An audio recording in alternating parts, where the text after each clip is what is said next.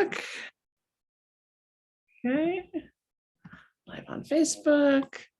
So, again, if you want to be getting your note-taking things together or get something to drink, settle in, close the door.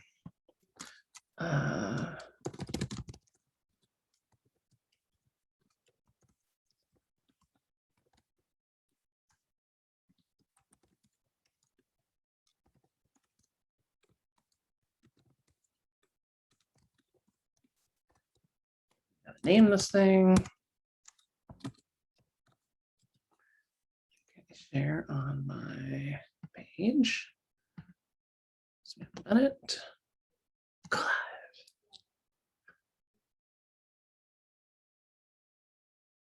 Let's see how we're doing here. Great, attendees, good. About 2 minutes till we start. Hi, everybody. Great to see you. Great to see everybody here. In just a second, we'll begin officially. So we're still settling in, but I always want to set up the tech ahead of time because sometimes it goes completely sideways, particularly when I'm not in my normal environment. As you can see, I am not in my office. I am on the road. I am at a business mastermind in Florida. We have spent 2 days locked in a room talking about each other's businesses, and it's been really fun and really illuminating and a little tiring.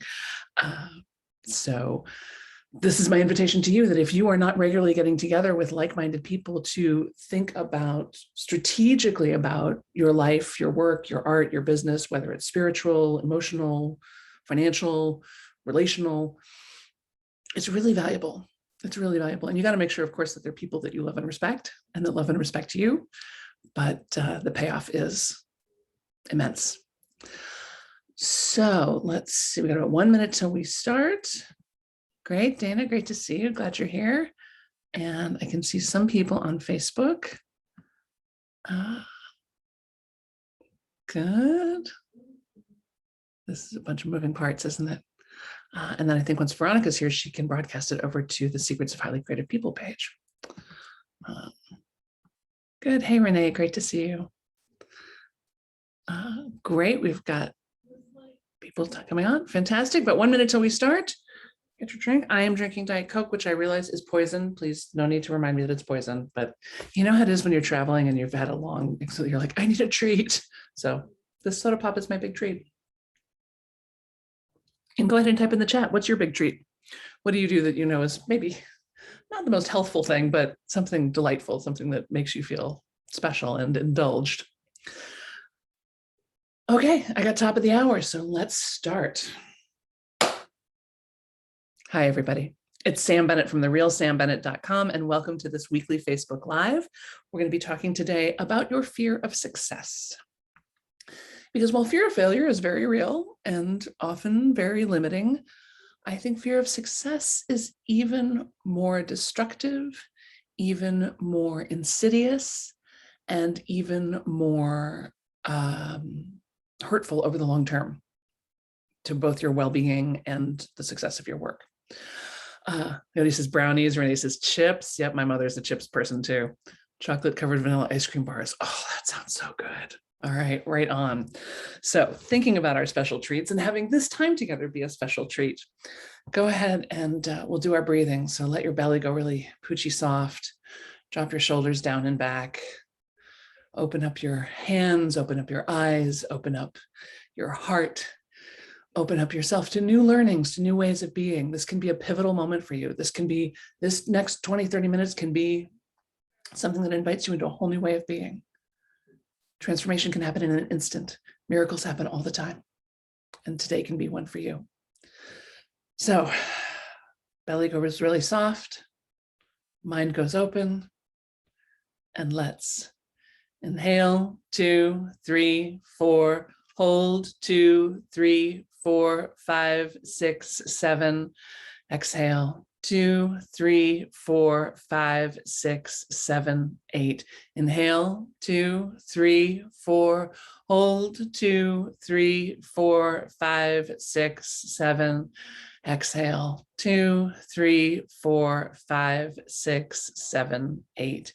Inhale, 2, 3, 4. Hold, 2, 3, 4, 5, 6, 7. Exhale, 2, 3, 4, 5, 6, 7, 8.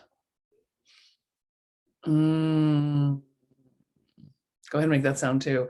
Let it rumble in your chest. That's good. That's a good feeling. Thank you all so much for being here. It means the world to me that you share this time with me. Oh good. Veronica's already a panelist. Great to see you. And Veronica will be feeding me questions over from the Facebook pages, and we'll see if I can't get everybody's stuff answered. Hi, Julie. Hi, Anne. Hi, Edith. So, yeah, let's talk about fear of success. How does fear of success show up for you? If you were to look for it, where might the clues, right? So fear of success is pretty stealthy, but it leaves evidence, right? Success leaves clues. Fear of success also leaves clues. Great. Hi, Lucy, Donna, Stan. Great. Shirley. Hi, Marianya, Lori, Gail, Allison. Thank you so much for being here. Where do you see yourself playing small? Sometimes I call that putting on plays in the backyard. Sometimes that can show up as refusal to raise your prices, giving credit to everyone else, doing everyone's stuff ahead of your own stuff, right? Not taking advantage of opportunities, right? I was just hearing a story about a young actress who was just getting started, and she was finding herself making every possible excuse to not go on auditions. Like every single time, every week, it was like, oh, I can't go this week. Oh, I can't go today. Oh, I don't have this ready. Oh, I'm not ready with this. And that's fear of success right there. Procrastination, says Debbie. Yes. Liz says, makes me work not work to my full potential and fear that I will receive more work than I can actually do. Yeah, Liz, there's a super handy phrase around that, which is, no, thank you, I'm not available. It took me a long time to learn that phrase. Thinking ahead and saying, I can't ever be that good. Gaynell says, putting my dream in a box on a shelf. June says, being overwhelmed, right? Allowing yourself to get into that overwhelmed state where it just feels like it's all too much, instead of centering yourself and just doing the next right thing, right? Rockets are built. The Brooklyn Bridge got built. Plays get written. Novels get written. Pieces of art get made. Children get raised, not in giant leaps, but in tiny daily actions, right? But the more you allow yourself to go to your default strategy of, oh, I'm going to give credit to everyone else. Oh, I'm going to not work up to my potential. Oh, I'm going to not pay attention to my dreams. Oh, I'm going to allow myself to just feel overwhelmed and sort of victimized by everything.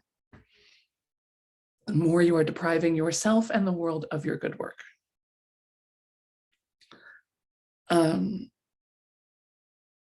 There is, I understand, a concern kind of about being ready for success. And I want to say that yes, that's true. You do want to be ready for success, and don't worry about it because you can't, right? There's a story I sometimes tell. A couple of years ago, I was working at home in my pajamas, like in my outfits that make me look like an unemployed yoga instructor, just an unshowered t-shirt and yoga pants, whatever. And I was looking for something online, and I happened across an announcement that Donna Karan was doing a book signing at a bookstore in Montecito, which was just up the road from where I lived, that afternoon. So in like an hour and a half. And I was like, oh, I can't possibly make it. I mean, look at me. I'm not set up. I'm not ready. I wasn't prepared. I have an afternoon's worth of work. I can't go. And then I thought, Samantha, Donna Karan is your hero, one of your heroes. And she is 20 minutes away. And you have a business in which you make it your business to tell people to do things that scare them and take chances and dare to be better than they think they can be. So I got in the shower, I got dressed, I put on my new outfit. I had recently had my hair done, so that was okay. And I put on my fancy shoes, and I actually got one of my envelopes and put two of my books in these really cool envelopes I have that say, by the way, you look really great today. If you were a Say ambassador for the podcast, you saw one of those big orange envelopes. And got myself together, went over to the bookstop. So here's what was a little weird about this story is, so Donna Karan obviously is a fashion designer. Who are fashion designers friends with? Models. Guess what models do when they're not modeling anymore? They marry billionaires and move to Montecito. So I'm there in the bookstore with all of these incredibly tall, thin, elegant, wearing like, oh, this old thing, cashmere wraps and stuff. And I'm like, oh, Lord, one of these things is not like the other. I'm tall, but that's about it. And we're in line for the signing, and I'm hearing the conversations around me of like, oh no, we're not going to Stad this year. And oh, will I see you at the hospital benefit? No, she says, I can't get Jeffrey to go to those things anymore. And I'm like, yeah, I'm with Jeffrey, I don't go either. So I'm in line. It doesn't take much for me to feel like an outsider. It doesn't take much for me to feel like I don't belong. I kind of default, that's my default position, right? So I'm in line sort of feeling worse and worse, but she's right there. So she's signing my book. I kneeled, she's sitting, so I sort of kneel down to be eye level with her. And I said, here, I brought you copies of my book. I said, one to keep and one to give away. And she was a little confused, and she was like, oh, interesting. Oh, good, this looks great. Thank you. She was perfectly nice about it, handed it off to her assistant. And then I said, I just want to thank you for all of your work. And what I didn't say was, as a tall person, there's not that many designers who design for tall, broad-shouldered, long-limbed women, and she's one of the few that did at the time.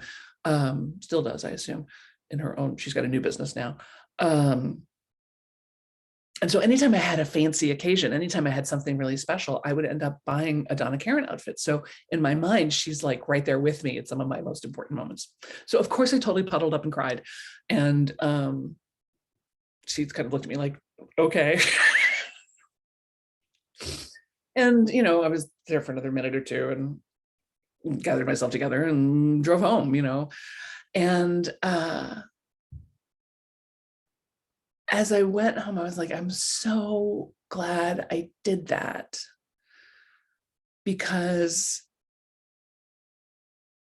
it was important to me to acknowledge how much her work has meant to me. That meant a lot to me. I don't think she needed to hear it particularly, but it meant a lot to me to say it. And I was really proud of myself as I looked back on the afternoon, and I was like, wow, I noticed the thing, I took action on the thing, and I was kind of ready. Like my hair was okay. I hadn't let it go 6 months like I sometimes do. I had a nice outfit that was clean and pressed and ready to go. The car was gassed up and clean. I had the books, I had the envelopes. Like I was prepared to meet my hero. And, my old agent used to say that like 80% of a successful life is maintenance. I think she's not wrong. I had maintained things to a point where when not a crisis, but an opportunity happened, I was ready to take action. And so that's what I invite you into, is where it would be easy to say, oh, I'm not ready. Oh, my hair. Oh, I don't have an outfit. Oh, I don't have anything to show her. Oh, I'm not ready to meet her. Oh, I'm too shy. And believe me, I'm incredibly shy. It was horrible. I was so mortified. But my desire to honor her was greater than my shyness.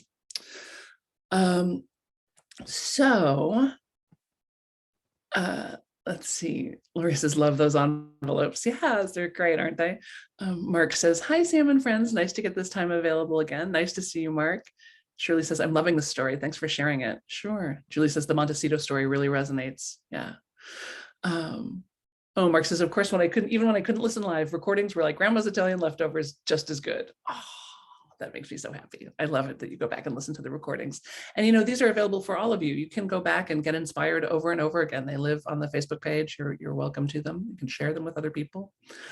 Gail says, my vulnerable in me sees, honors, and loves the vulnerable in you. Yeah. I'm happy to share it. And I want it to inspire you. And I want you to know that it's not like I was sitting around trying to make everything all perfecty schmerfecty, or that I felt like I could only go if things were all perfecty schmerfecty. But I was ready. There was a level of readiness. I was telling the story last night so I'm at this business retreat. I was at this business mastermind in Florida. That's why I'm not in my office.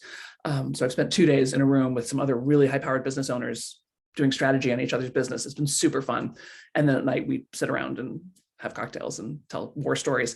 And one of my war stories was talking about casting the musical I wrote in a booth at Chasen's, and how it was amazing being on the other side of the table, right? I was an actor for all my adult life. I'm still an actor. But on the other side of the table, when you're casting, people walk in the door and they have fired themselves in the first 2 seconds. They walk in the door and you're like, you don't want this job. I can tell from the way you're dressed. I can tell from your attitude. I can tell from your level of preparation. I can tell from the disparaging thing you say about yourself. I can tell from how you treat us. You don't really want this job. And now we have to listen to your audition anyway, but you've clearly communicated to me that you are not into this. But other people walk in like, I would love to do this job for you. I am ready. I am excited. I'm not perfect. There may be still some last minute stuff happening. I don't know, but I am ready to deliver as excellent a product as I can for you right now. And so I invite you into that question. Where are you? Those people are welcoming success. They may or may not get the part. Most of them won't get the part. Only one will get the part. But we remember them for next time. We enjoy the time we spend with them. We admire them. We get to build a relationship with them. So yeah, where are those self-limiting behaviors showing up for you? And you can catch it because you'll hear the thoughts, right? Those little thoughts that say, oh, well, I've got to wait for, I got to lose 20 pounds first. Well, I'm not quite ready. Well, I don't have a logo. Well, I'm not sure I can get to that conference. I don't know if I can, I don't know that those people really want me there. Mariani says, I felt outside of the beautiful people. Yeah, everybody feels outside of the beautiful people, even the beautiful people. How do I tell this story without breaking confidentiality? I had a client one time who was extremely beautiful. She was, the People magazine's Most Beautiful People edition. She was in that several years running. So she was empirically one of the, and pretty much everyone agreed she was one of the most beautiful people alive. And that had been some years ago. She was older now, but she was still ridiculously beautiful. And she sat in my office with tears pouring down her face because she felt like she wasn't as beautiful as she had been, that she had lost value, as she had lost what she thought was her youth and beauty. She felt like, but she also felt like all people ever saw was her beauty. They didn't see her soul. They didn't see her humor. They didn't see her heart. And when people talked to her, she didn't know what they wanted. Did they just want to be close to her beauty? Did they want to use her beauty? Or were they actually interested in getting to know her? And it was so heartbreaking. I just sat there like, oh, thank God I was never that good looking. Jesus, Mary and Joseph. So this is to say that even the beautiful people feel outside of the beautiful people. It's a trap, right? It's a trap. Shirley says, it's hard to believe you're a shy person. I am painfully shy. If you said to me, Sam, go say hi to that person, I would rather die. And it's hurt me. I've been there. There's one event in particular that I went to that was it was a big deal to be invited. And I had such an attack of the shyness that I couldn't get out of. And I kind of ruined the event for myself. I certainly didn't take advantage of some of the opportunities that were there because I was just too shy to talk to anybody. It was terrible. It's a terrible feeling. But it's better, right? You know, for us shy people, it's better when we have a role, right? So if you say, Sam, you're speaking, or you're here to facilitate, sometimes I remember I'm just here to listen. And that helps. If I just think I'm just here to listen, then when I meet people, I'm like, hi, tell me about yourself. And I just really focus on them and give them a lot of energy, which sometimes makes people uncomfortable and they like go away right away. But most people really love it. And they start telling me their whole life story. And then I don't have to worry about being shy because they're talking.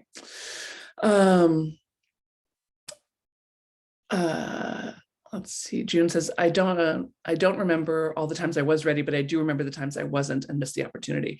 Right. We're always going to over remember the negative, right? That's just a survival mechanism. It's more important for us to remember the one berry that made us sick than it is to remember the 99 delicious berries. It's more important for you to remember the one time you screwed up than the 99 times you were fabulous, right? That's just survival. Donna says, I'm a trained extrovert. Right. Well, Donna has a job where she works with the public, right? So it's part of her job to be friendly, to be accommodating, to make people feel comfortable. So yeah, trained extrovert. How did you get into acting as a shy person? I got into acting because I was into reading, right? I learned to read very early and I loved reading and I loved stories. And so for me, it was a fairly short step from reading the story to wanting to share the story. Somebody asked me once what my first play was. And I said, oh, well, I remember doing a production of Stone Soup in kindergarten, which means I was like 4 and maybe 5, 4.5 probably. And my mother was there. Remember, the folk tale Stone Soup, right?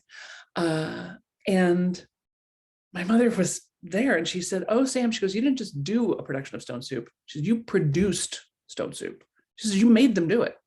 You brought in the script and you brought in the costumes and you made them do it. I'm like, how did I even know what a play was? But you know how it is. Your art picks you. Your creativity picks you. I didn't really have a choice in the matter. And from the first time I was on stage, there was, it felt like home. So being on stage in public is a great place to hide. And it's a great place to reveal the truth of who you are. It's both of those things. Lori says, yes, having a role is what takes the shyness away from me. Right. So just know that about yourself, that like, if, somebody says, oh, come to the party. And you're like, I would rather die. And think, okay, I'll come to the party if I can, bartend, or if I can, just sit in the corner and have a quiet conversations with people, or if I can something, facilitate whatever it is, right? Give yourself a role, even if you don't have one officially. Veronica says, LOL, I am told I wrote and performed a puppet show in preschool called Dracula Goes to College. Veronica, I would pay $1 million to see Dracula Goes to College puppet show. That is fucking hilarious. I love that so much. Your art picks you indeed. Yep. So, fear of success, how does it show up for you? What are the insidious little thoughts that keep you stuck? Where are you ready? And where would you like to be more ready, right? Are you available to graciously receive success? Are you available to graciously receive success? I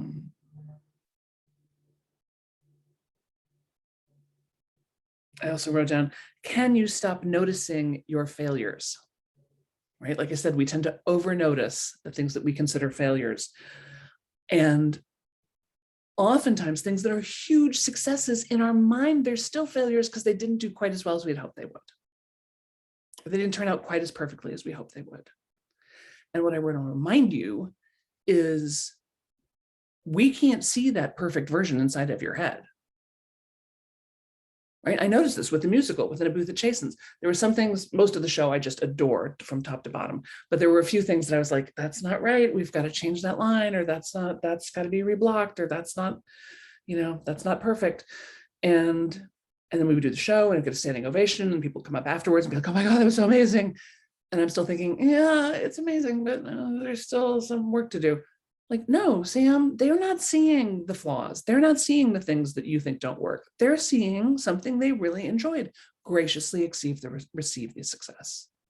Let them have their experience. Let them think it's wonderful. As I say over and over again, you are a terrible judge of your own work. You are a terrible judge of your own work. Stop it. Get out of your own way, get it out into the world. Let them tell you it's terrible, if it's terrible. But you know what? It probably isn't. Kamala says, light bulbs going off here. If I can help at a party, I can be there. Exactly. Julie says, fear that if I am successful, other people will be jealous, angry, shame, and hate me. Well, that might be nice. How come it comes so easy for you? How come it can't be easy for me? I work really hard. It's not fair. Yeah, Julie, that's probably 100% going to happen. It's probably happening right now. People who are mean and vindictive and cannot support you in your success can't support you in anything. So stop going to the empty cookie jar. Stop trying to please people who can't be pleased. Stop looking for support from people who are incapable of supporting you. Don't talk to them about your success. Don't talk to them about your work. They want to gossip about you behind closed doors, whatever. They're doing it now. They'll probably do it later. But there's going to be one person who gets super inspired by your success and who lifts herself up out of her circumstances because she sees you do it. And maybe there's even a whole crowd of people. Maybe there's a whole generation of people who can get lifted up and inspired by your work because you had the courage to share it.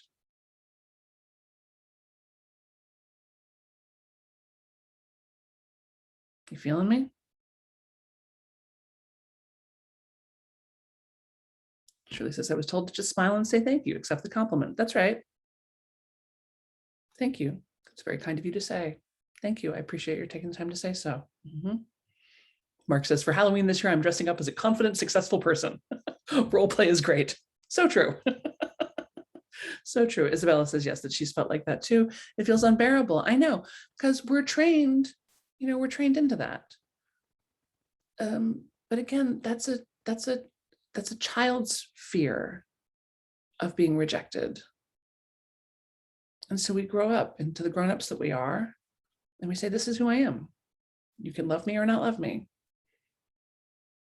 But the love that I feel is not conditional on you. Right? I did this exercise the other day during the Get It Done Lab, and I'll just tell you about it. Like, if you right now call to mind your first love, that first feeling when you were first falling in love, or a really successful love affair, that at least was really great at the beginning. I don't care how it ended. Don't worry about that. Just that first flush, right? When you started to see them and you were going to meet and you were going to date, and that first time your hands touched and that first time you made out, and how glorious you felt, and that heart thumping, tingling, oh my God, the world's such a beautiful place. Why isn't everyone in love, right? That feeling. Okay, are you having that? You're probably having that sensation of that feeling in your body right now. And if you're not, let yourself. Let it bubble up inside you, that like, oh my gosh, I was so excited to see that person. I would go to, the place and there would be. All right, so here you are now, just as giddy and bubbly as you were that first time you fell in love. You do not need the love of the other person to have this sensation. That love that you felt is generated by you. It comes through you as you. You are the divine expression of love as a person. So you need approval, give yourself approval. You need love, give yourself love. You need attention, give yourself attention. Don't look for it from people who can't give it to you, right?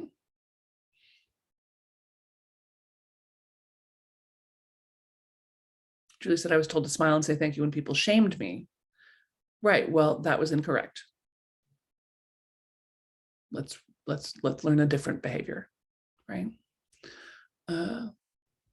Mark says, then why stop at one day? Pretty soon the inside will match the outside. Well, that's often true. We can often sort of, behave our way into success, for sure. Donna says, it's not as strong as it used to be, but fear of going through what I went through before. Well, honey, you're going to go through everything.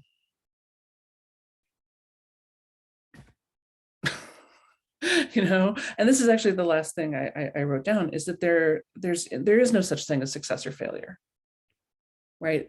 There's just the things that happen in your life and what you make that mean. There's no such thing as success or failure. There's just the things that happen in your life and what you make that mean. And whether you take it on as something that inhibits you and makes you small, or you take it on as something that's a lesson that helps you grow.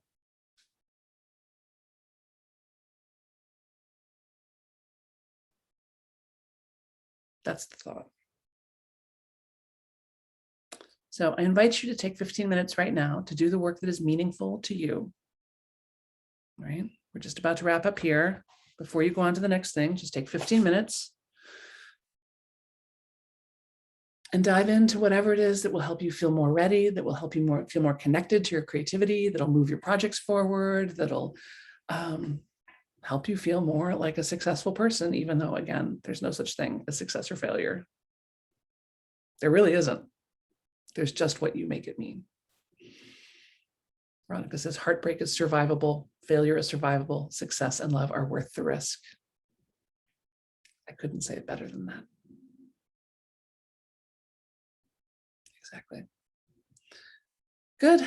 Let's do one breath just to close out this circle. Thank you all again for being here. It is a joy to spend this time with you every week. And thank you for being patient while we, when I'm in a different place, it's always a little with the technology. But I'm so glad that you were here, right? So let's take a breath. You ready? Let's inhale, 2, 3, 4, hold, 2, 3, 4, 5, 6, 7. Exhale, 2, 3, 4, 5, 6, 7, 8. Thank you, everybody. Thank you for doing this with me. Have a great day.